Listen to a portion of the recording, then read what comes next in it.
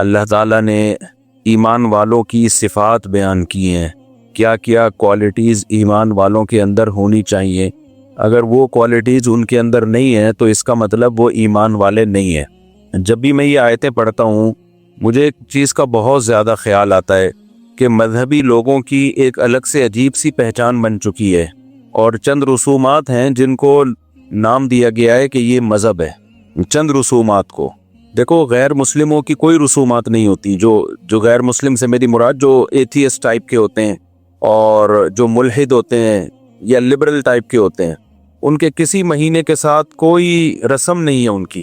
ان کا دعویٰ یہ ہے کہ ہم انسانیت پہ بلیو رکھتے ہیں، انسانیت، ہیومینٹی، کہ انسان کے لیے اچھا ہو۔ اسلام نے بھی اسی کو فوکس کیا الحمد سے لے کے والناس تک، لیکن اسلام نے اس کو بہت مضبوط انداز میں بیان کیا ہے۔ ہوائی نعرے نہیں لگائے ہیں اسلام نے، ہوائی باتیں نہیں کی ہیں کہ بس انسانیت انسانیت، بلکہ اسلام نے بتایا کہ اسلام نام ہے ریلیشن کا، اللہ سے تمہارا ریلیشن مضبوط ہو کیونکہ اس نے تمہیں بنایا ہے، اس کے تم پر احسانات ہیں۔ پھر انسانوں کے ساتھ تمہارا ریلیشن مضبوط ہو۔ اس ٹاپک پہ تو میں کئی بار بات کر چکا ہوں، مختصر کر کے آگے چلتا ہوں کہ تمہارا انسانوں سے ریلیشن مضبوط ہو، اور پھر انسانوں میں سب سے پہلے آپ کے والدین ہیں، آپ کے بیوی بچے ہیں، آپ کے بہن بھائی ہیں، پڑوسیوں کے حقوق دیگر لوگوں سے زیادہ ہیں، جو آپ کا ہم سفر ہے اس کے حقوق دوسروں سے زیادہ ہیں۔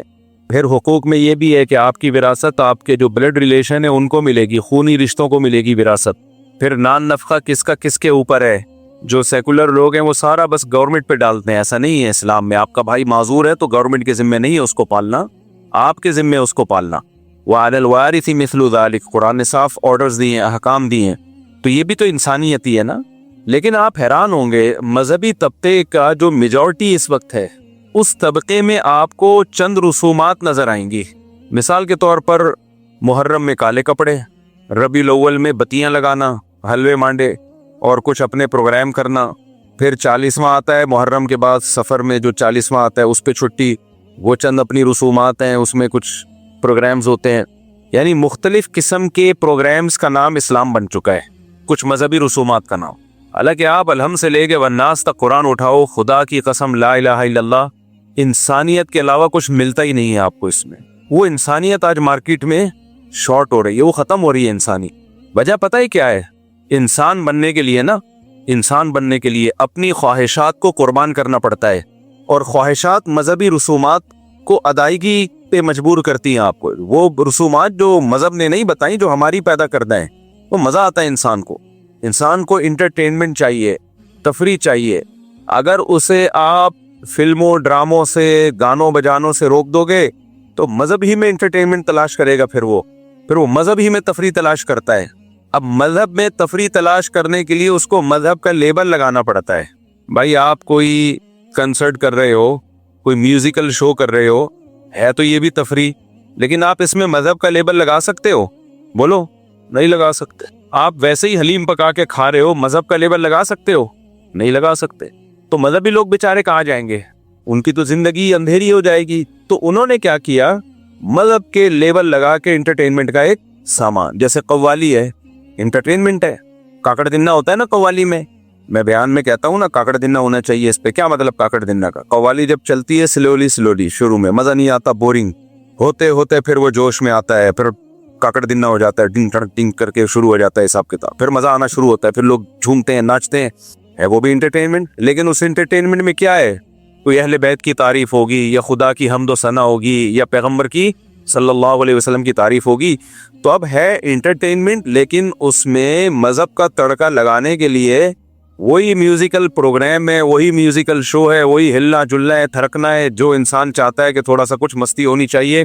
لیکن مذہب کا تڑکا لگانے کے لیے اس پہ اہل بیت کی تعریف ڈال دی، نبی کی تعریف ڈال دی، یا اللہ کی حمد و ثنا ڈال دی، تاکہ اس کو مذہب کا لیبل بھی لگ جائے اور مزہ بالی ووڈ والا آ جائے۔ مزہ کون سا ہے؟ وہی جو گانے بجانے اور تھرکنے میں آتا ہے۔ آج مذہب اسی چیز کا نام رہ گیا ہے۔ آپ تبلیغی جماعت کے بزرگوں کو جا کے دیکھو، کوئی زندگی میں نہ اس طرح کی انٹرٹینمنٹ نہیں ہے۔ آپ کو ایسا لگے گا دنیا میں سب سے زیادہ خوش کے لوگ ہیں، یہ خوش کے لوگ ہیں، لیکن راتیں زندہ ہیں تہجد سے، اشراق، اوابین، دعائیں، تلاوت، نماز، روزے۔ صحابہ کی سیرت دیکھ لو آپ، صحابہ کی آپ سیرت دیکھ لیں تو اس سیرت میں یہ ہمیں انٹرٹینمنٹ نظر نہیں آئے کہ جناب پروفیسر غامدی صاحب نے صحابہ کے دور میں کسی گلوکارہ کو ثابت کرنے کی کوشش کی ہے کہ مغنیاں تھی، وہ ناچ گانے کرتی تھی، حالانکہ وہ مغنیاں ترنم سے اشعار پڑھا کرتی تھی، تو اس کو انہوں نے گانے سے تعبیر کر دیا اور صحابہ کے دور کی سنگر بنا کے غامدی صاحب نے پیش کر دیا اس کو. تو غامدی صاحب ہیں بھائی، وہ بڑے لوگ ہیں، کچھ بھی کر سکتے ہیں، کیا خیال ہے؟ کوئی پوچھنے والا ہے نہیں. تو اب کیا ہے کہ جو اسلام کی روح ہے نا وہ بالکل ملیا میٹ ہوتی چلی جا رہی ہے، روح ختم ہوتی چلی جا رہی ہے. آپ محرم میں دیکھ لو کیا ہو رہا ہوتا ہے، لوگ مرثیے لگا کے گھوم رہے ہوتے ہیں. پھر ربیع الاول میں ایسی نعتیں آ رہی ہیں جو میوزک کے ساتھ، اور بالکل ان کا اتار چڑھاؤ ایسا ہے کہ کھڑے کھڑے آدمی کو تھرکنے کا دل کرنا شروع کر دیتا ہے. وہی اپنی ٹھڑک جو بالی ووڈ کی تھی وہ نعت لگا کے، بریلویوں میں بھی بہت سے علماء اس کے خلاف ہیں، اسی مسلک کو برا نہیں کہہ رہا، بہت سے بریلوی علماء خود کہتے ہیں کہ یہ غلط ہے، یہ نعتوں کا یہ اسٹائل، لیکن اس کے پیچھے جذبہ کیا ہے؟ انٹرٹینمنٹ. تبھی میں چیخ کے تھک گیا بھائی. انٹرٹینمنٹ اور بہت سارے طریقوں سے ہو سکتی ہے جو جائز ہیں، لیکن اس پہ مذہب کا لیبل مت لگاؤ. مذہب نے انٹرٹینمنٹ سے تھوڑی منع کیا ہے، جائز انٹرٹینمنٹ رکھو نا بھائی. دوڑو، بھاگو، سوئمنگ کرو، گھوڑ سواری کرو. شادی بھی تو ایک انٹرٹینمنٹ ہے، شادی کر لو طریقے سے. اب لوگ کہتے ہیں اس میں بھی جب کریں گے تو ولیمے میں ڈانس، ناچنا اور بھنگڑے اور یہ سب. بھائی اس کی کیا ضرورت ہے؟ آپ کو دلہن مل جائے اس سے بڑی کیا انٹرٹینمنٹ ہے؟ بس کافی ہے نا، یہ کافی ہے. اب آپ لوگ ایک کرتے ہو، اس میں لاکھوں روپے اڑا دیتے ہو، لاکھوں روپے. ولیمے میں جو ڈول ڈمک کے اور بارات میں جو ڈول ڈمک کے اور پھر یہ جو ٹوپی ڈرامے چل رہے ہیں آج کل، لاکھوں روپے اڑا دیے.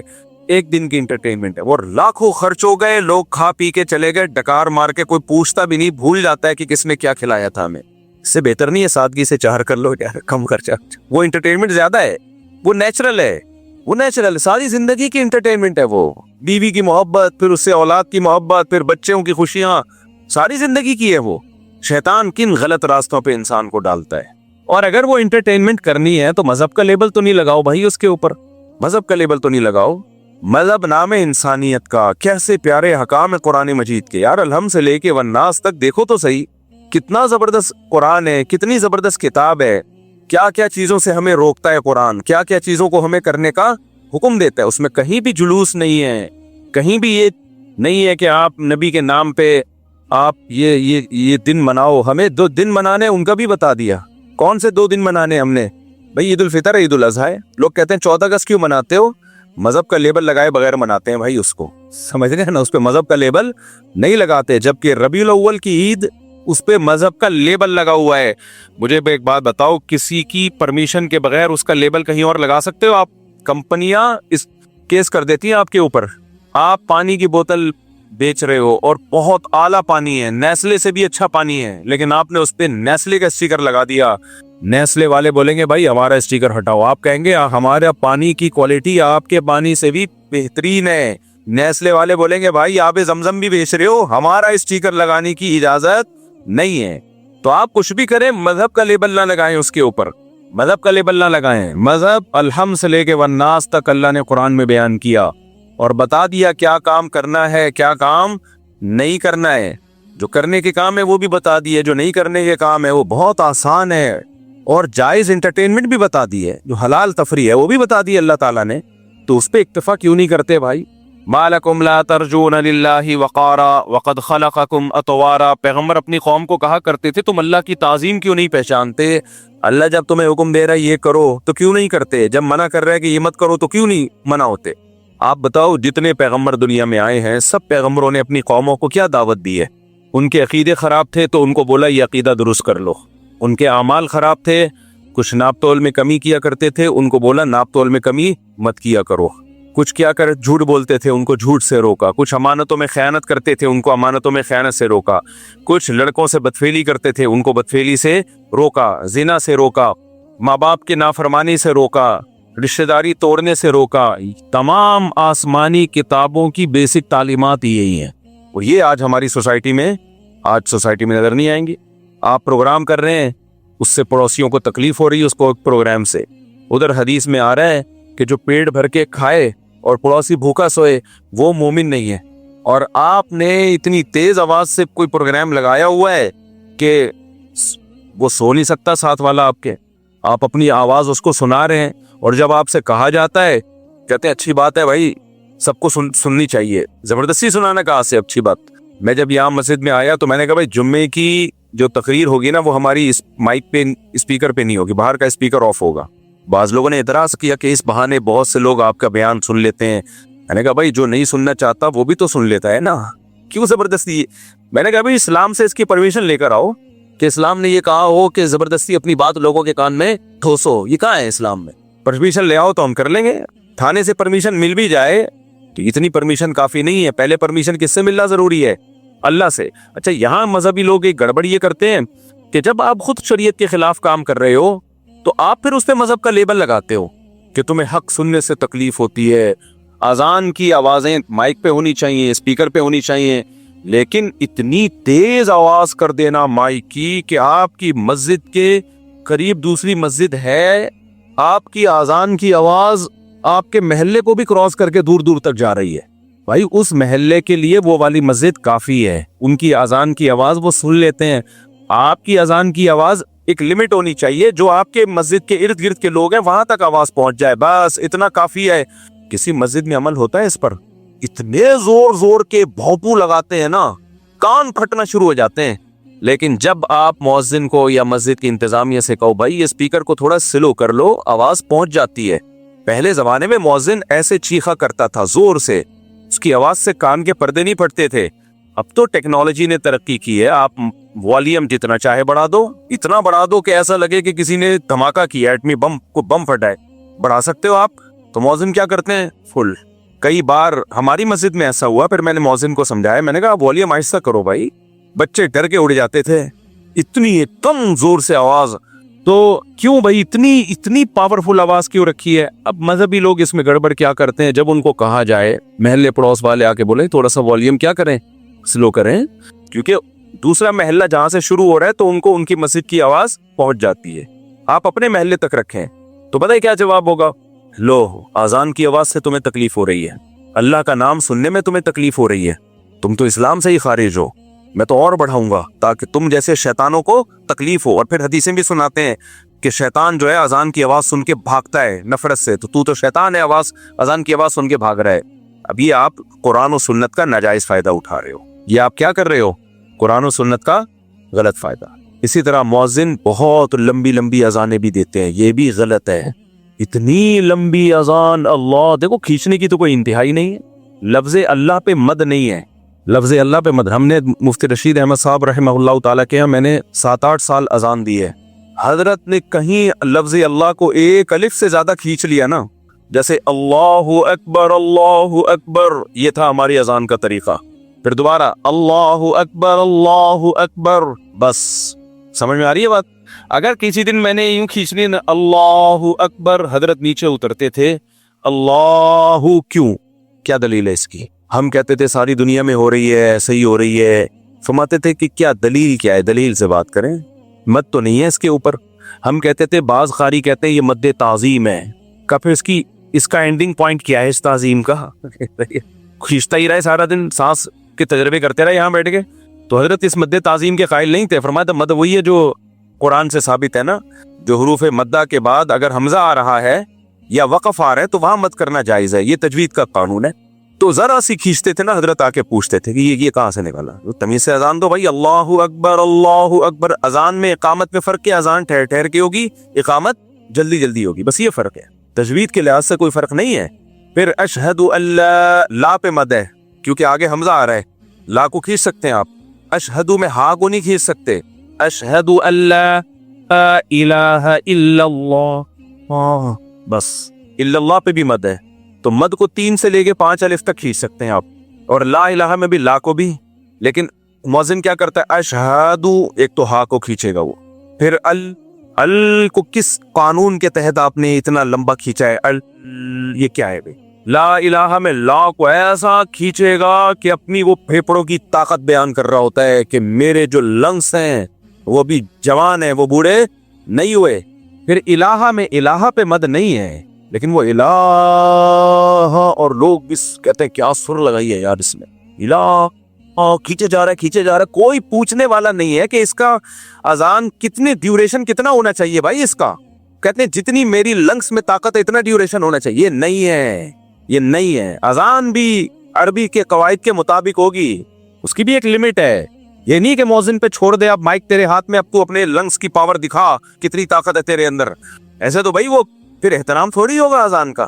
خواتین ہمارے سروں پہ دوپٹہ لے لیتی ہیں اذان کے وقت, اچھی بات ہے. میں نے جم میں لوگوں کو دیکھا ایکسرسائز چھوڑ دیتے ہیں, یار اذان ہو رہی ہے, لیکن مؤذن ان کے اس ادب کا ناجائز فائدہ اٹھاتا ہے اور کھینچتا رہتا ہے, اتنا کھینچتا ہے. وہ لوگ کہتے ہیں یار تو ادھر ہی نکل گئے ہمارے, کیوں لوگوں کو آزمائش میں ڈال رہے ہو بھائی. پھر جب کوئی اس پہ اعتراض کرتا ہے, میں نے کئی دفعہ اعتراض کیا کہ بھئی اتنی لمبی نہیں ہونی چاہیے اذان, تو لوگ پتہ کیا کہتے ہیں, مولوی صاحب نے کہا اصل میں تم لوگوں کو اذانوں سے تکلیف ہے, اللہ کا نام تو جتنا سنا جائے اچھا ہے, اپنی مرضی سے جتنا کرو بھائی, زیادہ سے زیادہ کرو, لیکن اجتماعی چیزوں میں شریعت کا مزاج کیا ہے, مختصر, تاکہ لوگوں کو تکلیف نہ ہو. جماعت سے نماز میں طول دینے کا حکم ہے یا اختصار کا حکم ہے؟ مختصر پڑھی جائے. صحیح حدیث ہے, نبی صلی اللہ علیہ وسلم نے فرمایا جب کوئی شخص امامت کرے فَلْيُخَفِّفْ, نماز کیا کرائے, ہلکی. جب اپنی پڑھے تو پھر جتنی چاہے لمبی پڑھے نماز. کیوں؟ نبی نے فرمایا فیہم السقیم, کیونکہ مقتدیوں میں بیمار بھی ہوں گے, بوڑھے بھی ہوں گے. اسلام کا مزاج یہ کہ اجتماعی جب کام ہوگا تو پھر سب کو ساتھ لے کے چلا جائے گا, تو اس میں آسانی رکھی ہے. جمعے کی نماز 2 رکعتیں ہیں نا, پبلک زیادہ ہوتی ہے, ویسے ظہر میں 4 رکعتیں ہیں, بھائی پبلک زیادہ ہے تو 2 پڑھا کرو. اس کی ایک وجہ یہ بھی ہے کہ خطبہ بھی ہوتا ہے اس میں. حضرت معاذ ابن جبل تھے, انہوں نے عشاء کی نماز میں نا سورہ بقرہ پڑھنا شروع کر دی. اتنی لمبی نماز پر پہلی رکعت میں سورہ بقرہ. ایک صحابی پیچھے کھڑے کھڑے تھک جاتے تھے, ایک دن وہ نماز توڑ کے بیٹھ گئے, تو حضرت معاذ ابن جبل نے ان کو ڈانٹا, ان کو بولا کہ تم منافق ہو گئے ہو, نماز سے تمہیں معاذ اللہ کوئی نفرت ہو گئی ہے اور نماز توڑ کے بیٹھ گئے, تم سے لمبی نماز نہیں پڑھی جا رہی. تو قرآن کیا کہتا ہے, منافقین نماز سستی سے پڑھتے ہیں, قرآن کے الفاظ ہیں. تو ان کا خیال یہ تھا یہ تو نماز میں ٹینشن محسوس کرنا یہ تو منافقین کا کام ہے. تو ان صحابی نے جا کے نبی کو شکایت لگائی. صحیح حدیث ہے یہ کہ یا رسول اللہ, میں اتنی لمبی نماز پڑھا رہے تھے, مجھ سے نہیں پڑھی گئی. تو آپ نے ان صحابی کو نہیں ڈانٹا اور وہ یہ نہیں کہا تم واقعی منافق ہو. حضرت معاذ کو اتنا سخت آپ نے تنبیہ کی, افتان انت یا معاذ, اے معاذ تم لوگوں کو فتنوں میں آزمائش میں ڈال رہے ہو, اور ان کو امامت سے معزول کر دیا کچھ وقت کے لیے. کیوں بھائی, اجتماعی کام ہے, سب کو لے کے چلنا ہے اس میں. دیکھو نبی صلی اللہ علیہ وسلم نے فرمایا مجھے اگر میری خواہش تھی کہ عشاء کی نماز کو تاخیر سے پڑھا جائے, 1/3 رات تک اس میں تاخیر کی جائے, لیکن امت میں مشقت کا خوف ہے, اتنی دیر تک لوگوں کے لیے جاگنا مشکل, اس لیے جلدی پڑھنے کا حکم دیا. کیوں اپنی طور پہ پڑھ لو بھائی, آپ اپنے طور پہ آپ پڑھ لیں. تو دوسرا اصول ہے, وہ اصول فقہ کا قرآن و سنت ہی سے اخذ کیا گیا ہے کہ جب کسی مسئلے میں ابتلا زیادہ ہوتا ہے تو اس میں خود بخود آسانی ہو جاتی ہے. ہم جو کہتے ہیں نا جھینگا کھانا جائز نہیں ہے, لیکن کچھ ممالک ایسے ہیں جہاں حنفی رہتے ہیں لیکن ان کی صدیوں سے کھاتے آ رہے ہیں, وہاں ان کو اس اختلاف کا فائدہ دیا جاتا ہے. اب بھائی ان سے چھڑوانا بہت مشکل ہے, چلو یار اختلافی مسئلہ ہے, چلو بھائی ٹھیک ہے, بجائے اس کے کہ حرام کہہ کے وہ سب ساری قوم تھوڑی حرام کھائے گی. تو گنجائش اختلاف سے یہ فائدہ ہوتا ہے. تو جب بھی کوئی معاملہ اجتماعی نوعیت کا ہوتا ہے تو شریعت کا مزاج کیا ہے کہ اس میں آسانی پیدا کی جائے. آپ نے فرمایا اپنی نماز جتنی چاہو مختصر پڑھو, لمبی پڑھو. اب اپنی تو ٹک ٹک ٹک کر کے چل رہی ہوتی ہے اور نماز میں لمبی گھسیٹ رہے ہیں. اچھا, بعض اماموں نے ایک اور کام شروع کیا ہے, اس پہ کلپ بنا لیا کریں, اچھے ٹاپنگ ہے یہ. میں دیکھ رہا ہوں تو ہمارے چینل سے کوئی ڈھنگ کا کلپ نہیں آ رہا ہوتا, دوسرے دن نکال کے چلا رہے ہوتے ہیں. ایک اور اہم چیز ہے یہ ائمہ کرام کے سمجھنے کی. بعض امام یہ کرتے ہیں کہ پورے سال نماز میں اپنا قرآن دہراتے ہیں, یہ بھی غلط ہے. آپ اپنا قرآن الگ سے دہرا لو. کہتے ہیں ہم فجر میں شروع کریں گے الحمد سے لے کے پھر الف لام میم اور پھر پورا پڑھتے وہ کہتے ہیں پورے سال میں ہمارا نمازوں میں قرآن ختم ہو گیا. بھائی آپ پبلک کو اس کے لیے تختہ مشق نہ بنائیں, پبلک کو سنت قرات جو عام معمول ہے نبی صلی اللہ علیہ وسلم کا, جس کی صحابہ اور احادیث سے تاکید ہے. اجتماعی نظم میں اپنا نہ دیکھے کہ میں نے اپنا قرآن دہرانا ہے. اجتماعی نظم میں آپ نے پبلک کی رعایت کرنی ہے, اور پبلک کی رعایت سنت قرات میں ہے. فجر میں طوال مفصل یہ سنت ہے, سورہ حجرات سے لے کے سورہ بروج تک, اور پھر ظہر میں بھی طوال مفصل, اور مغرب میں قصار مفصل یعنی سورہ بینہ سے لے کے سورہ ناس تک یہ صورتیں پڑھیں, اور عصر اور عشاء میں اوساط مفصل یعنی سورہ بروج سے لے کے سورہ بینہ تک. علماء کو پتہ ہے اس کی کیا تفصیل ہے. تو ایک بیلنس نماز ہوگی, اب مثال کے طور پر امام کہتا ہے کہ فجر میں ایکچولی مجھے تھکاوٹ بہت ہوتی ہے اور میں رات کو سوتا نہیں ہوں اور نائٹ ڈیوٹی ہے وغیرہ وغیرہ. کوئی کہیں پڑھانے جاتے ہیں مدرسے میں, کوئی نائٹ ڈیوٹی, کوئی چوکیداری ہو سکتی ہے, بعض دفعہ ہوتا ہے امام ہوتا ہے چوکیدار بھی ہوتا ہے, تو نائٹ ڈیوٹی ہے, کوئی بھی وجہ ہو, یا مجھے نیند نہیں آتی رات کو, تو فجر میں پڑھاؤں گا انا اعطیناک الکوثر اور دوسری رکعت میں قل هو اللہ احد, یہ پڑھایا کروں گا میں. اب لوگ آ رہے ہیں بھائی فجر میں تو طویل صورتیں پڑھنا سنت ہے, سورہ مزمل پڑھیں آپ, سورہ ملک پڑھیں, سورہ نون قلم پڑھیں, طویل صورتیں فجر میں پڑھنا سنت ہے. صحیح حدیث ہے حضرت عائشہ کی کہ بھئی فجر کی 2 رکعتیں ہیں ہی اس لیے کہ ان میں قرات زیادہ لمبی ہے. قرات اس میں کیا ہے, لمبی قرات کا حکم ہے. اور وہ کہتا ہے چلو وہ مغرب میں لمبی پڑھ لوں گا, میں مغرب میں سورہ ملک پڑھوں گا پہلی رکعت میں, دوسری رکعت میں سورہ دہر پڑھوں گا, تو صحیح ہوگا یہ. اب اس سے کہا جائے یار تم یہ تو غلط ہے, تو سنت کے خلاف ہے. کہہ رہے بھائی میں مجبور ہوں, فجر میں تھکا ہوا ہوتا ہوں, مغرب میں فٹ فاٹ ہوتا ہوں. بھائی یہ آپ کا ہیڈ ایک ہے, آپ امام مت چھوڑ دیں. پھر اجتماعی نظم میں سب کو لے کے چلنا پڑے گا, پبلک کی رعایت کرنی پڑے گی آپ کو. آپ تھکے ہوئے ہیں یا نہیں, کبھی کبھار ہو گیا تو چلو ٹھیک ہے, نارملی یہ ٹھیک نہیں ہے. نارملی بھائی آپ فجر میں طوال مفصل لمبی قرات کریں گے, آپ مغرب میں آپ کیا کریں گے, مختصر قرات کریں گے, ظہر میں بھی لمبی قرات کریں گے آپ. کبھی کبھار ہوتا ہے تو چلو ٹھیک ہے. تو اجتماعی چیزوں میں پبلک کے حساب سے آپ کو چلنے کا حکم ہے, اپنے حساب سے چلنے کا حکم نہیں ہے. تو اس لیے جو ائمہ کرام نے ایک نیا کام شروع کیا ہے, وہ کیا کرتے ہیں کہ جی اپنا قرآن مکمل کر رہے ہیں, اس سے لوگ سنت قرات سے بھی محروم ہو رہے ہیں. اس سے جو نماز مختصر ہونی چاہیے وہ بعض دفعہ لمبی ہو رہی ہوتی ہے, جو لمبی ہونی چاہیے وہ مختصر ہو رہی ہوتی ہے. امام صاحب بعض دفعہ اٹک بھی رہے ہوتے ہیں, پیچھے سے لوگ لقمے دے رہے ہوتے ہیں. بھائی کیا کر رہے ہو یار تم. اب دیکھو مسجد میں جب تراویح کی نماز ہو رہی ہو, مسجد میں تراویح کی نماز, تو تراویح کی نماز میں کیا ہے, پورا مہینہ میں قرآن ختم کیا جائے تاکہ بیلنس رکعتیں ہوں, تمام قسم کی پبلک پڑھ سکے. اب کسی قاری کو کہہ رہے نہیں میں 6 روزہ تراویح پڑھوں گا تاکہ میرا قرآن ختم ہو جائے, اور مجھے بہت سارے مصروفیتیں کام ہیں تو میں 10 روزہ پڑھوں گا, 6 روزہ پڑھ لیں, آپ گھر میں پڑھ لیں, آپ ٹھیک ہے نا, آپ تمبو لگا کے الگ سے پڑھ لیں, شادی ہال میں پڑھ لیں. مسجد جو محلے والوں کی مسجد ہے اس میں سب کی رعایت کی جائے گی, اس میں 27ویں کو یا 29ویں قرآن ختم ہوگا تاکہ سب لوگوں کا. اب اس میں بھی بعض امام یہ کر رہے ہوتے ہیں کہ جی ہماری مسجد میں 6 روزہ ہوگی, 10 روزہ ہوگی. بھائی آپ اپنے گھر میں کرو, کیونکہ باقی لوگوں نے جو تراویح پڑھنی ہے وہ پھر قرآن سے محروم ہو جائیں گے. ہر آدمی کے تپر نہیں ہے وہ 10 روزہ تراویح پڑھے یا 6 روزہ تراویح پڑھے, اس کی ٹانگیں جواب دے جاتی ہیں, وہ پھر قرآن سے محروم ہو جاتا ہے.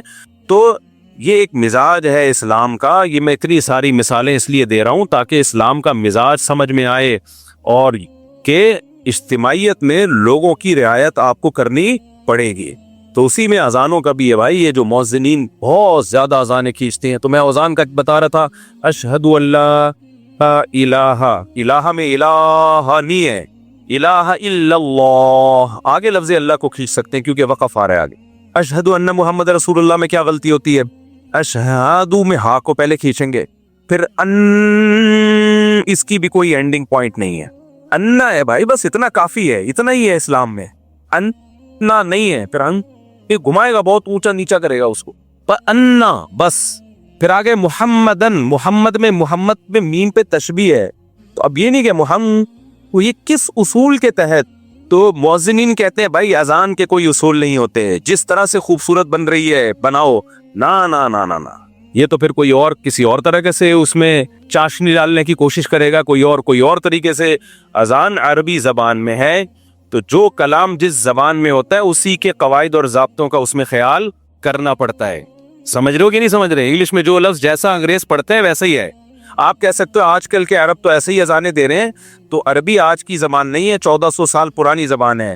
تو جو علم لغت کے ماہر لوگ ہیں انہوں نے جو گرامر مرتب کی ہے وہ آج کے عربوں کو دیکھ کے نہیں کی ہے, وہ 1400 سال پہلے کی عربی زبان کو دیکھ کے کی. آج کے عرب بھی اس اصول کے پابند ہیں, اگر وہ اس پہ غلطی کر رہے ہیں تو ان کا قول حجت نہیں ہے. ایسے تو مصر کے عربی جو ہے وہ اللہ اکبر کو اللہ اچبر بولتے ہیں, میں نے خود سنا ہے اور بارہا سنا ہے. مصر کے جو عربی آتے ہیں نا حج کرنے کے لیے, عمرہ کرنے کے لیے, تو میں نے بہت دفعہ میں سنا ہے اللہ اکبر. اب آپ کہو کیونکہ وہ بھی تو عرب ہیں, تو بھائی وہ عرب ہیں, لیکن آج ان کے لب و لہجے سعودیہ والوں کے بھی چینج ہو چکے ہیں, مصر والوں کے بھی چینج ہو چکے ہیں, مسقط والوں کے بھی چینج ہو چکے ہیں. تو وہ بھی پابند ہیں کہ جب قرآن اور سنت والی عربی بولیں گے تو وہ ان اصول اور ضابطوں کے پابند ہوں گے, ان اصول اور ضابطوں کے وہ پابند ہوں گے. تو اشہد ان کھینچتے چلے جاتے ہیں, محمد کوئی اینڈ نہیں ہے, وہی اپنے لنگس کی طاقت بتا رہا ہوتا ہے. پھر رسول اللہ میں رسول اللہ ایسے، یہ رسول کو کوئی مد نہیں ہے، اس پہ کس بیس پہ کھینچ رہے ہو آپ؟ وہ کہ کچھ علماء نے فتویٰ دیا ہے کہ جائز ہے اور دلیل نکالی ہے کہیں سے قاریوں کے کلام سے کہ یہ مد تعظیمی ہے، لیکن کہیں ہمیں ملتا نہیں ہے. یہ بہت کمزور قول ہے. اور مان لو یہ صحیح قول ہے، اس کی انتہا کیا ہے؟ بس یہ بتا دو آپ اس کو ضبط کیسے کریں گے؟ وہ رسول کو تعظیم میں کھینچتا چلا جاتا ہے، اپنے پھیپھڑوں کی طاقت دکھا رہا ہے وہ، تو مؤذنوں کو چھوڑ دیا جائے گا جتنا مرضی کھینچو آپ. پھر حی علی الصلاۃ میں حی پہلے اس کو کھینچتے ہیں، یہ بھی جائز نہیں ہے بھائی. حی کیوں؟ حیا ہے، حیا عربی میں لفظ کیا ہے؟ جب کسی کو بلایا جاتا ہے حیا، حیا نہیں ہے، یا کوئی تک ہی نہیں بنتا مد کا. پھر علی الصلاۃ کو علی الصلاۃ پڑھیں گے تو عجیب ہی اذانوں میں اس کو تو فوکس کیا جا رہا ہے کہ کس مؤذن کی اذان خوبصورت ہے. جنہوں نے اذان سکھانے کے ادارے کھولے ہیں وہ بھی خوبصورتی کو تو فوکس کر رہے ہیں، قواعد اور ضوابط کو بالکل بھی فوکس نہیں کر رہے. اس کا نقصان کیا ہے کہ مؤذن کو جب کھڑا کر دو آپ مائک کے سامنے تو وہ جانے اور اس کا مائک جانے اور اس کے پھیپھڑوں کی طاقت جانے. تو ایک دو دفعہ تو اذان بہت اچھی لگتی ہے یار، مسجد میں بڑی پیاری اذان ہو رہی ہے، 2-4 دفعہ کے بعد لوگ پھر احترام کرنا چھوڑ دیتے ہیں. لوگ کہتے ہیں بھائی بہت لمبی اذان ہوتی ہے کہ نہیں ہوتا احترام انسان سے، اور پھر کوئی احترام نہ کرے تو اس کو منع کیا جائے کہ یار احترام کرو. تو کون سا فرض ہے احترام کرنا؟ وہ فتوے دینے پہ آ جاتا ہے. فرض واجب نہیں ہے لیکن شاعر اسلام تو ہے نا اذان، اس کی ایک بہت بڑی ویلیو ہے اذان کی. اور پھر دوسری بات یہ شروع کر دیتے ہیں کہ جو نہیں کر رہے ہوتے پھر وہ جب احترام، تو بھائی اتنا لمبا احترام کرے کون یار، یہ تو بہت لمبی اذان کھینچتے ہیں. یہ جب ان کو سمجھایا جائے پھر لوگ کچھ فتویٰ لگا دیتے ہیں. وہ کہتے ہیں یار اذان تو مختصر دلواؤ، تو کہتے ہیں لو تمہیں اللہ کے نام سے نفرت ہے. تو بھائی یہ شریعت کا آپ یوز کیا کر رہے ہو؟ غلط یوز. میں جہاں پہلے رہا کرتا تھا میں خود بہت لمبی اذان دیتا تھا، پھر مجھے تنبیہ کی مفتی رشید احمد صاحب نے، تو میں نے وہ چھوڑ دی لمبی اذانیں. تو وہاں بھی یہی تھا، میں اذان دیتا تھا، لوگ بڑی تعریف کرتے تھے، بہت کھینچتا تھا میں، بہت لنگس کی طاقت پوری لگا کے نا اتنا زمبی اذان. تو ایک دو دفعہ میں تو بڑی پسند آئی. پھر مجھے یاد ہے کچھ لڑکے بیٹھے ہوئے تھے، کہنے لگے یار ہم لوگ بدماش لوگ ہیں پر اوٹ پٹانگ باتیں کر رہے ہوتے ہیں، آپ کی اذان اتنی لمبی ہوتی ہے، ہم چاہتے ہیں اذان کا احترام کریں، یار تھوڑا مختصر کر دیا کرو. اب دیکھنا لوگ اس پہ کہیں گے اچھا یہ جو لونڈے لپاڑے ہیں ان کی رعایت میں مختصر اذانیں ہو رہی ہیں. نہ ان لونڈے لپاڑوں میں بھی اتنی فہم ہے کہ اذان کا ہم کیا کریں؟ احترام. تو ان کے اندر یہ احترام رہنے دو، یہ احترام ان سے لونڈا لپاڑا پن بھی چھڑوا دے گا. لیکن احترام ہی شارٹ ہو گیا تو یہ نہیں ہوگا.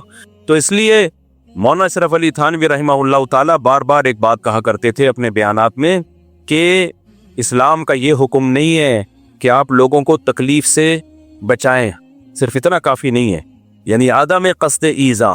لوگ کہتے ہیں کہ ہم تو تکلیف نہیں دیتے، ہمارا تو کوئی ارادہ نہیں ہے، ہم نے جو کام کیا اس سے ہماری نیت لوگوں کو تکلیف دینے کی نہیں تھی. فرمایا نہ جیسے مؤذن جب اتنی لمبی اذان کھینچ کے دے گا تو لوگ کہیں گے نا کہ یار اس سے تو تکلیف ہو رہی ہے لوگوں کو، تو وہ کہے گا بھائی میں نے تکلیف کے لیے یہ کام نہیں کیا. تو حکیم الامہ مولانا تھانوی فرمایا کرتے تھے اتنا کافی نہیں ہے، بلکہ قصد عدم ایذا ضروری ہے. یہ ضروری ہے کہ آپ کام کرنے سے پہلے سوچو کہ میرے اس کام سے تکلیف تو نہیں ہوگی. تو پہلے کام کرنے سے پہلے باقاعدہ نیت کرو کہ میں نیت کرتا ہوں اس بات کی کہ میرے عمل سے کسی کو تکلیف نہیں ہوگی. یعنی تکلیف دینے کا ارادہ تو نہیں ہے، بلا ارادہ تو تکلیف دے رہے ہو نا، تو تکلیف نہ دینے کا ارادہ کرو. تکلیف دینے کا ارادہ نہیں ہے یہ کافی نہیں ہے، تکلیف نہ دینے کا ارادہ ہونا چاہیے. نہیں آئی میرا خیال ہے بات.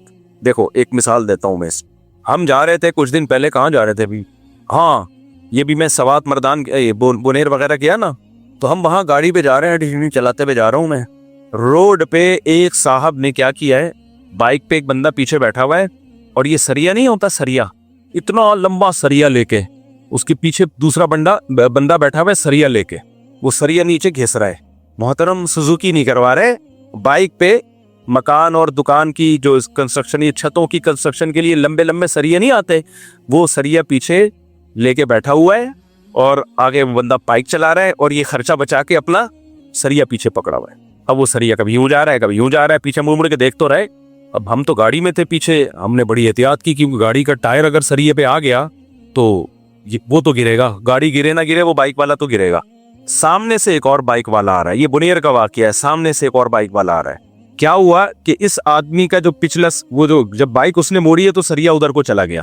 اب جب ادھر گیا تو اس کا پہیا آیا سریے پہ اور وہ سلپ ہوتے ہوتے خطرناک طریقے سے بچا ہے. وہ بچ کے نا وہ بھی پٹھان غصے میں اترا, پیچھے مڑ کے ابھی دیکھ رہا ہے وہ نکل چکے تھے, انجوائے کرتے جا رہے ہیں, اور سریا یوں ہی سلپ ہو رہا ہے. ان کی بلا سے پیچھے کوئی مرے کوئی جیے.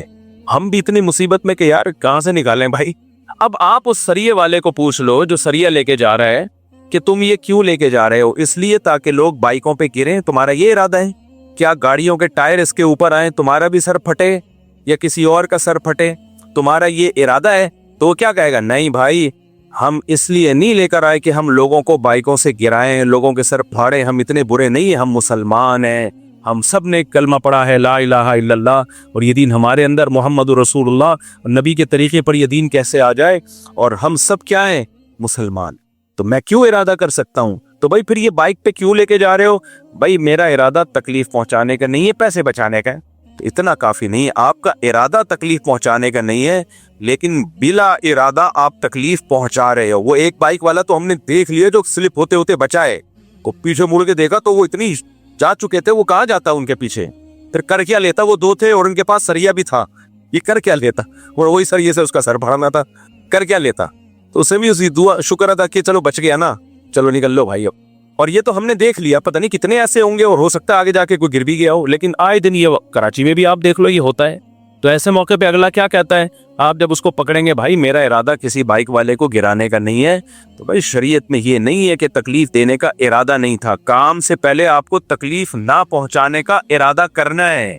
آپ جب بائک پہ سریا لے کے بیٹھے تو آپ سوچو, آپ پہلے ارادہ کرو, میں ارادہ کرتا ہوں کہ میں یہ جو بائک پہ سریا لے کے گھر تک جا رہا ہوں, میں ارادہ کرتا ہوں کہ میرے اس عمل سے کسی کو تکلیف نہ ہو.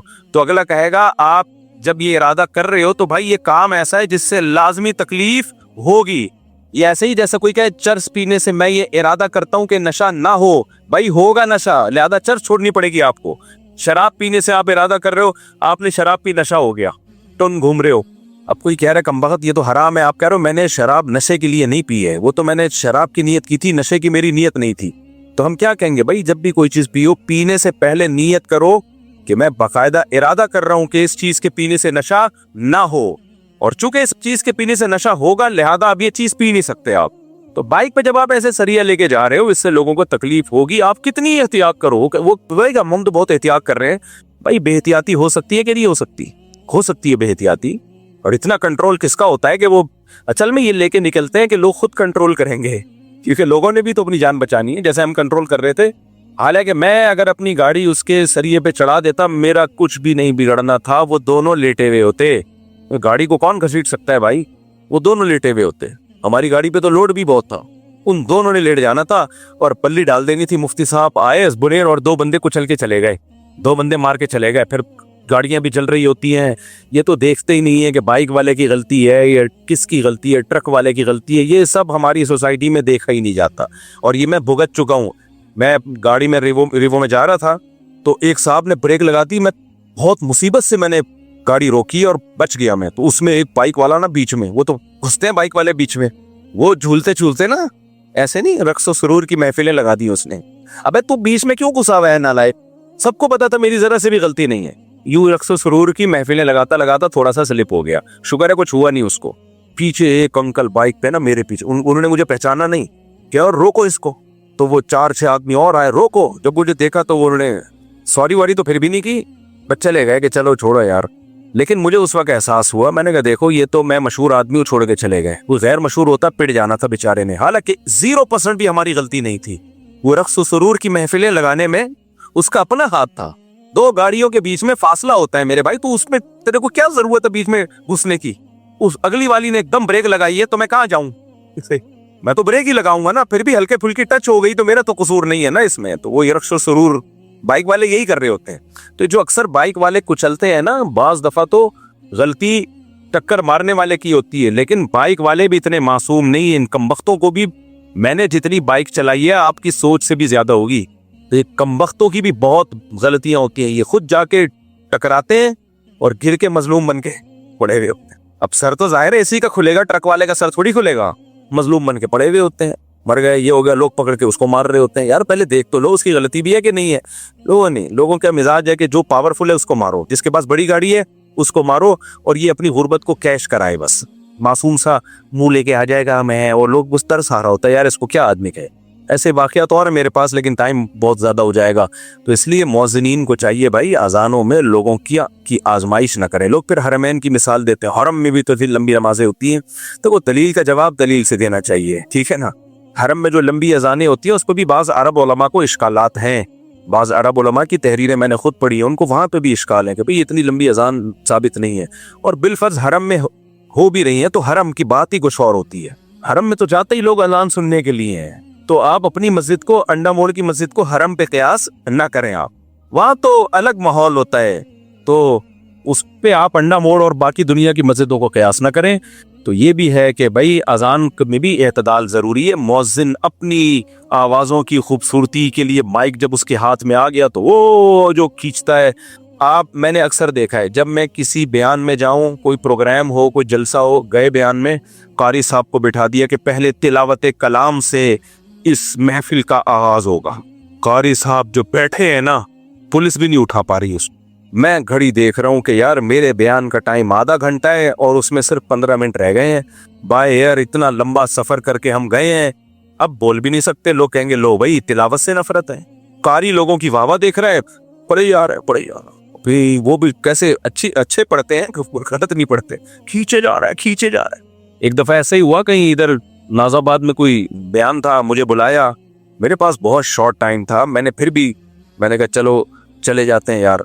मैं चला गया, बुखारी साहब को बिठाया, वो मेमोरी नहीं छोड़ रहा, वो पढ़े यार। फिर मैंने बीच में टोक दिया, मैंने कहा भाई बस स्टॉप। तो नहीं रुक ही नहीं रहा था। मैंने कहा सारा वक्त तो कारी साहब ही निकाल लेंगे, या तो महफिल क़िराअत हो, फिर तो जितना लंबा पढ़ो, क्योंकि लोग आए ही कुरान की तिलावत सुनने के लिए। महफिल है बयान की और तिलावत आपने इतनी लंबी।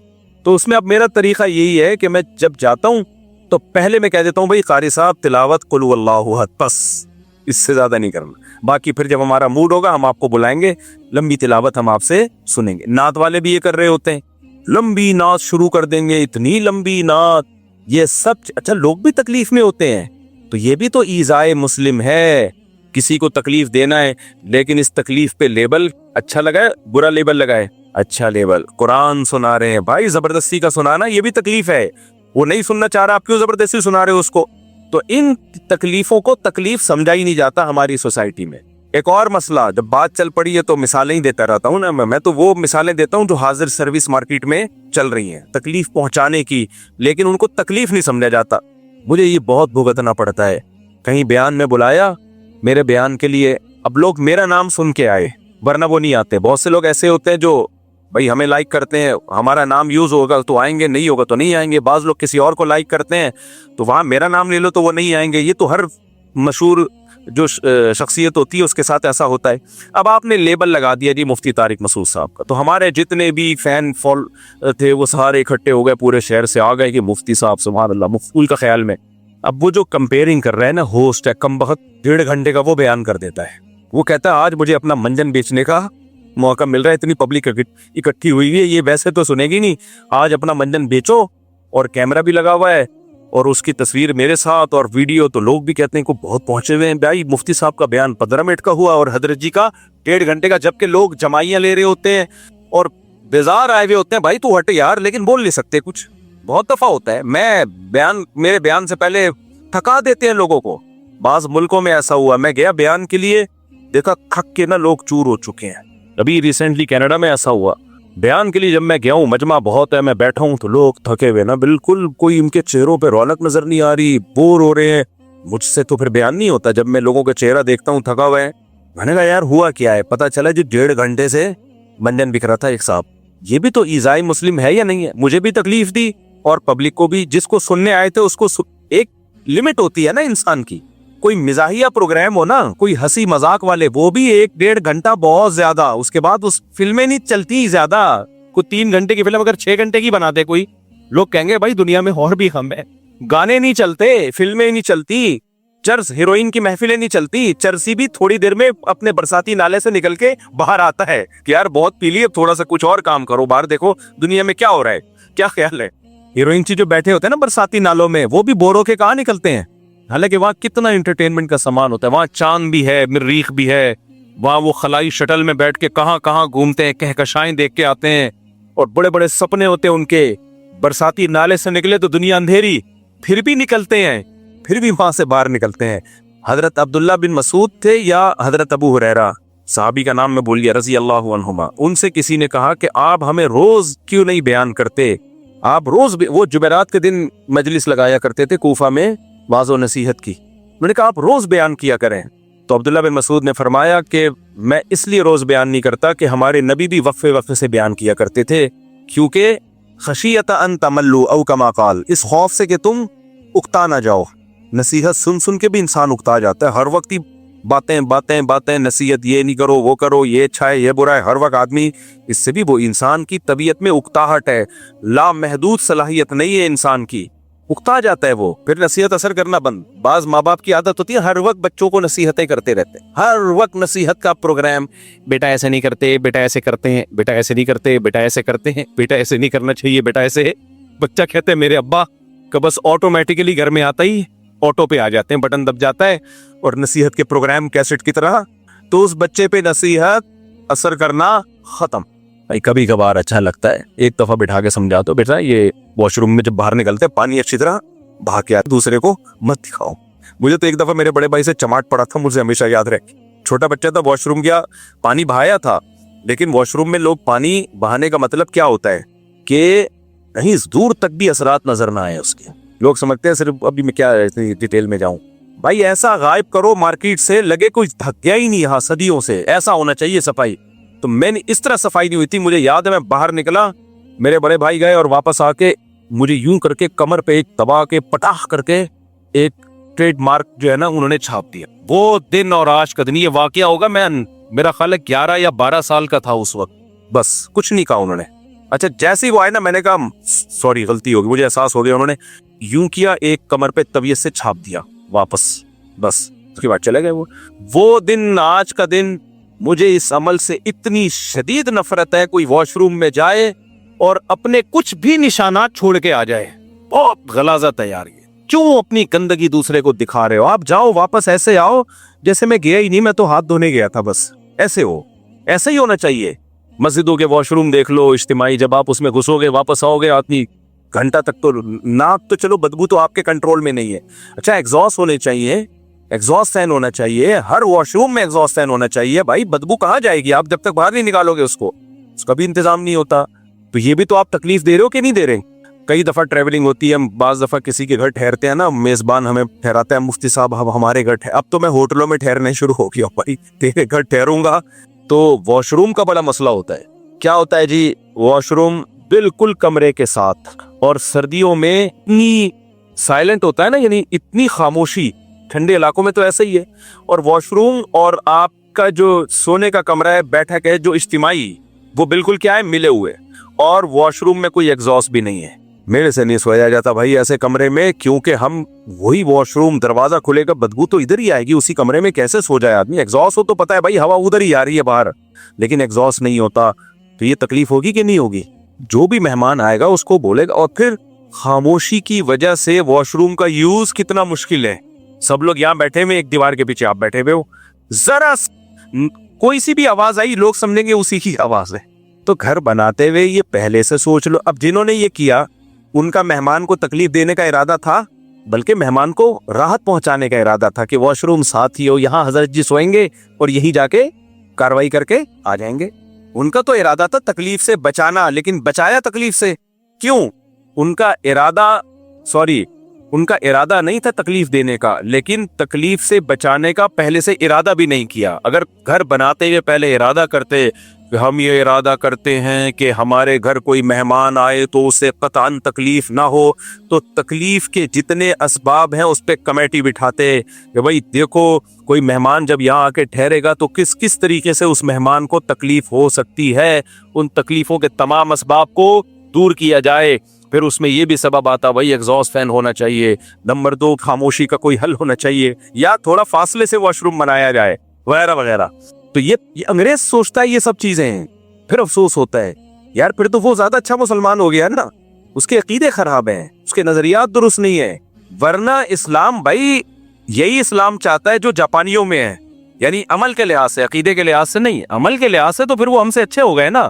پھر تو لوگ صحیح کہتے ہیں یار وہ صرف کلمہ پڑھ لیں تو ہم زیادہ اچھے مسلمان ہیں. بالکل صحیح کہتے ہیں. ہمارے یہاں ان چیزوں کا خیال ہی نہیں ہے. میں نے تو کبھی نہیں دیکھا امریکہ میں کوئی سریا لے کے جا رہا اور لہراتا ہوا, یوں یوں کر کے جھومتا ہوا. روڈ ادھر سے لوگ مر رہے ہیں, گاڑیوں کو اتنا لوڈ کیا ہوا ہوتا ہے, ادھر سے سامان نکل رہا ہے ادھر سے بھی نکل رہا ہے. گنے کے جب کھیتوں کی کٹائی ہوتی ہے نا تو گنے لوڈ ہوتے ہیں ٹرکوں پہ. میں اپنے بچوں کو لے کے ایک دفعہ پکنک پہ تفریح پہ نکل گیا, آل پاکستان ٹور پہ. اب تو سیکیورٹی کے مسائل اتنے بہت مشکل ہو گیا, پہلے نکل جایا کرتے تھے. تو وہ ٹرک لائن سے آگے جا رہے ہیں, راستہ ہی نہیں مل رہا, نہ ادھر جاؤ نہ ادھر جاؤ, پورا ہے نا بدماشوں کی طرح روڈ ایسے کھول کے چل رہے ہو. بھائی کیا کر رہے ہو یار, ہم کے انسان کے بچے نہیں ہیں, ہم کے پاکستانی نہیں ہیں. گھنٹوں تک ہم ان ٹرک کے پیچھے آہستہ آہستہ چلتے رہے ہیں. پھر ایک کھلا ڈلا روڈ آیا, پھر جا کے کہیں سائڈ سے خطروں سے کھیلتے ہوئے کہ کہیں ادھر ادھر گر نہ جائے, ہم نے کہا پھر نکالی ہے گاڑی. تو یہ ساری مثالیں ہیں میرے بھائی کہ آپ نے اتنا کافی نہیں ہے کہ آپ کا ارادہ تکلیف دینے کا نہیں تھا, بلکہ آپ نے تکلیف نہ دینے کا کام شروع کرنے سے پہلے باقاعدہ ارادہ کرنا ہے. گاڑیاں پارک کرنے میں بھی یہی اصول ہے. پارک کر کے چلے جاتے ہیں, بندہ تلاش کرتے رہو. کوئی گاڑی مڑ ہی نہیں پا رہی وہاں سے, گلی کے نکڑ پہ آپ نے گاڑی کھڑی کر دی, موڑتے رہو, پھر وہ بندے کو تلاش کرتے رہو. پھر وہ آئے گا, ایک ہلکا سا سوری کرے گا اور گاڑی ہٹا دے گا. تو وہ کیا کہے گا, بھائی میرا ارادہ نہیں تھا, غلطی سے ہو گیا. تو یہ کافی نہیں ہے. اسلامی حکومت ہوتی اس پہ سزا ملتی ہے کہ آپ کا ارادہ نہیں تھا لیکن آپ کے عمل سے تکلیف ہوئی ہے, اور یہ تکلیف یقینی ہے. جو بھی یہ کرے گا اس سے تکلیف کا خطرہ ہوگا. اس مدرسے کے باہر تو آئے دن لوگ گاڑیاں پارک کر رہے ہوتے ہیں. ہمارا یہ مدرسہ ہے نا, اس کے سامنے گیٹ, اتنی مصیبت ہوتی ہے, اتنی مصیبت. گاڑی لے کے نکلو, آگے گاڑی کھڑی ہوئی ہے, بالکل گیٹ کے سامنے نہیں, تھوڑا کنارے پر ہوتی ہے. وہ سمجھتے ہیں بس نکل تو سکتے ہیں نا. بھائی نکل کے مڑے کدھر کو مڑے, ہم نے ادھر جانا ہے, ادھر گاڑی ہے. تو ایسے کروٹیں لینی پڑتی ہیں. پہلے گاڑی کو یوں لے کر آؤ, پھر تھوڑا سا یوں کرو, پھر پیچھے کھمبا آ رہا ہے, پھر یوں کرو. آدھا گھنٹہ اس میں لگ کے کوئی بہت ہی ماہر ڈرائیور ہوگا جو موت کے کنویں میں گاڑی چلانے کا ایکسپرٹ ہوگا, وہ نکالے گا, ورنہ گھنٹہ گیا. یار تم تھوڑا سا پیچھے کر لیتے گاڑی کو. میں نے اپنے گھر کے باہر لکھ کے لگایا ہوا ہے, گاڑی پارک کرنا منع ہے. آپ دیکھ لیں, یہاں بڑا بڑا لکھا ہوا ہے, گاڑی پارک کرنا منع. ہر وقت گاڑی نظر آئے گی, اور میری گاڑی کے علاوہ ہوگی وہ. اب 24 گھنٹے تو گارڈ سر پہ نہیں کھڑے ہوئے نا. جب گاڑی نظر آتی ہے پھر تلاش کرتے ہیں کیمروں سے کون بندہ ہے. سیکیورٹی تھریٹس بھی تو ہو سکتی ہے نا, سیکیورٹی مسائل بھی تو ہو سکتے ہیں. پھر بندے کو تلاش کرو, آدھا گھنٹہ اس میں لگے گا. پھر انکل سے بحث کرو, کہیں گے بیٹا کہیں جگہ نہیں مل رہی. بھئی ہمارا ہیڈک تو نہیں ہے نا آپ کو کہیں جگہ نہیں مل رہی. آپ کو اپنے گھر میں سونے کی جگہ نہیں ہے, یہ تھوڑی کہ ہماری گیلری میں آ کے سو جاؤ آپ. یہ جگہ نہیں مل رہی تھی, میری بیوی نے مجھے کھانا نہیں دیا تو میں آپ کے گھر آ کے کھانا کھا رہا ہوں. اب یہ آپ کا مسئلہ ہے. گھر خریدنے سے پہلے سوچنا چاہیے تھا کہ جب میں گاڑی کھڑی کروں گا تو کہاں کھڑی کروں گا. یہ سب چیزیں, لوگ کرائے پہ گھر لے رہے ہو یا گھر خرید رہے ہو تو یہ پہلے سوچو. لوگ نہیں سوچتے, کہتے ہیں لے لو سستا مل رہا ہے. گاڑی غفار صاحب کے گھر کے سامنے کھڑی کر دیں گے, پھر جب وہ پھٹا کرے گا تو جمشید کے گھر, پھر جمشید سے 1 مہینہ پھٹا چلے گا ستار کے گھر, ستار سے جھگڑا چلے گا وسیم کے گھر. جتنے نام پائے جاتے ہیں نا وہ سارے نام ختم ہو جائیں گے, اور آپ کا اس دوران کرائے کا ایگریمنٹ ختم, آپ دوسرا گھر تلاش کر رہے ہو. یہ چل رہا ہے کیا مارکیٹ میں. ہم نے اپنے شیخ حضرت مفتی رشید احمد صاحب رحمۃ اللہ علیہ کو دیکھا. میں پہلی دفعہ ایسی پارکنگ دیکھ کے حیران ہوا تھا. حضرت کے ہم جاتے تھے, بائک کھڑی کر دیتے تھے نا, ہم بیان سننے جاتے تھے. بائک جب ہم کھڑی کرتے تھے تو گلی پھر بھی چوڑی تھی, بہت ساری گاڑیوں کے جانے کا راستہ تھا. حضرت فرماتے تھے دیوار سے بالکل چپکاؤ. ہم کہتے تھے بھائی راستہ تو ہے. فرماتے راستہ ہے لیکن کھلا نہیں رہے گا, تنگ راستہ رہے گا. گاڑیاں گزر تو جائیں گی لیکن ٹینشن ہوگی نا. تو جب اتنی جگہ ہے, آپ گاڑی کو بائک کو دیوار سے چپکا سکتے ہو تو کم سے کم جگہ گھیرو نا, تاکہ لوگوں کے لیے زیادہ سے زیادہ جگہ ملے, کھلا ڈلا روڈ ملے. اتنی سختی کرتے تھے اس پہ. کوئی کار لے کر آیا, چپکاؤ بالکل دیوار سے, بالکل دیوار سے. اور ہم کیا دیکھتے تھے, پینڈوا کی طرح جو بھی آ رہا ہے گاڑی کھڑی کی, بائک بہت زیادہ خیال اس کا کر لیں گے کہ گاڑی کے گزرنے کی جگہ ہو, اور وہ بھی ایک گاڑی کے. اگر 2 آپس میں آ گئی ہیں اور 8-10 بائک والوں نے ایسا کر لیا تو پھر وہ ٹریفک پولیس والا بیچ میں لا کے کھڑا کرنا پڑتا ہے. وہ پہلے اس کو روکے گا, ادھر آ بھائی تو یہاں سے نکل, کیا ضرورت ہے یار, تمہارے پاس جگہ تھی, تم تھوڑا سا بائک کو اٹھا کے چپکا دیتے دیوار کے ساتھ. ہمارے یہاں بھی ایسا ہی ہوتا ہے, آئے دن پھڈے ہو رہے ہوتے ہیں. جب بیان ہوتا ہے تو بائکوں والوں کی اتنا رش ہوتا ہے. ہمارے پڑوسی نے بتایا بھائی ہم تو گھر سے باہر نکلنا مشکل ہو جاتا ہے. میں نے پڑوسیوں سے معذرت کی ہے, میں نے کہا بھائی ہم تو سمجھا کے تھک گئے, اب ہم نے بندہ کھڑا کر دیا تنخواہ پہ. نہیں یار, اور تنخواہ آپ سے نہیں لے رہے, تنخواہ سے پہ بندہ کھڑا کر دیا ہم نے کہ کنٹرول کرو کوئی بائک غلط پارک نہ کرے. تو یہ افسوس کی بات ہے یا نہیں ہے؟ پڑھے لکھے لوگ ہیں, کوئی یہ نہیں کہ کسی گاؤں دیہات سے آئے ہیں, ان کے لیے بندہ تنخواہ پہ رکھنا پڑ رہا ہے جو لوگوں کو بتائے کہ یہ بائک ایسے نہیں, بیٹا اچھے بچے ایسے بائک کھڑی نہیں کرتے. اور وہ اچھے بچے کون ہیں؟ ڈاکٹرز بھی ہیں, چارٹرڈ اکاؤنٹنٹ بھی بیان سننے آ رہے ہیں. ان اچھے بچوں کو سمجھایا جا رہا ہے, اور سمجھانے والا مسجد کا ملازم ہے, گاؤں کا بندہ ہے, وہ سمجھا رہا ہے, اس کو تنخواہ مل رہی ہے نا, اس لیے سمجھا رہا ہے وہ. تو یہ چل رہا ہے کہ کہاں پر؟ ہماری مارکیٹ میں. تو واش روم کا استعمال کا مسئلہ, پھر اور بہت سارے مسائل ہیں. میری تو کوشش ہوتی ہے جب میں کسی ہوٹل میں رہتا ہوں نا, تو وہاں سے باہر نکلتے ہوئے بھی اگر وقت ملے تو تکیے چادر سیٹ کر کے جاتا ہوں. حالانکہ یہ ہوٹل والے کی ذمہ داری ہے, ہماری ذمہ داری تھوڑی ہے, اس کا کام ہے. لیکن یار اچھا نہیں لگتا ہم جب جائیں تو ہمارا گند کوئی دوسرا دیکھے, کیا کر کے گیا یار. لوگ کہہ رہے ہوتے ہیں مجھ سے بھی آپ کی ذمہ داری نہیں ہے. میں کہتا ہوں یار اثر کیا پڑے گا جب اگلا آئے گا بولے گا یار کوئی انسان کو تکیہ وہ پڑا ہوا ہے وہاں پہ, چائے کا کپ الٹا پڑا ہوا ہے, اور پاپڑ کی تھیلی ہے. جب کوئی فیملی ہوٹل کا کمرہ خالی کر کے جائے تو یہی ہوتا ہے نا. واش روم آخری دفعہ جب یوز ہوا تو پانی بہانے کی ضرورت کیا ہے؟ اب تو ہم جا رہے ہیں. کیا خیال ہے, اب کیا ضرورت ہے پانی بہانے کی؟ اب تو ہم جا رہے ہیں. نہیں یار, اپنی چیزیں دوسروں کو مت دکھاؤ. تو میری کوشش ہوتی ہے, ہمیشہ اس پہ عمل نہیں ہوتا, بعض دفعہ اسپیڈ میں نکلنا پڑتا ہے. کوشش ہوتی ہے کوئی ہوٹل میں رہ رہے ہیں, وہاں سے جا رہے ہیں, تو بھائی ہم اپنا طرف سے بستر صاف کر کے چلے جائیں. ٹھیک ہے, اس کو تنخواہ مل رہی ہے وہ ملتی رہے گی. لوگ اس کو نیچ حرکت سمجھتے ہیں, لوگ کہتے ہیں یہ غریبوں والا کام کر رہے ہو. نہیں بھائی, نہیں, یہ غریبوں والا کام نہیں ہے. آپ جب کہیں جاؤ تو اچھا اثر پڑے, ملازم پہ بھی اچھا اثر پڑے, وہ بھی کہے اللہ کرے یہ لوگ آیا کریں. کمرہ چھوڑ کے جاتے ہیں تو کوئی انسانوں والا کمرہ لگ رہا ہوتا ہے, لیکن میں نے دیکھا ہے لوگوں کو نہیں. جب ہوٹلوں میں جو رہنے کے لیے جاتے ہیں, خاص طور پہ 2-4 بچے بھی ہوں, ایسا گند کر کے جاتے ہیں نا, اف, پیمپر پرک کر کے. آخری جو میچ چل رہا ہوتا ہے نا ان کا, اب 12 بجے چیک آؤٹ ہونا ہے, تو 11:45 بجے جو پروگرام چلتا ہے, اف, وہ بڑا گندا پروگرام ہو.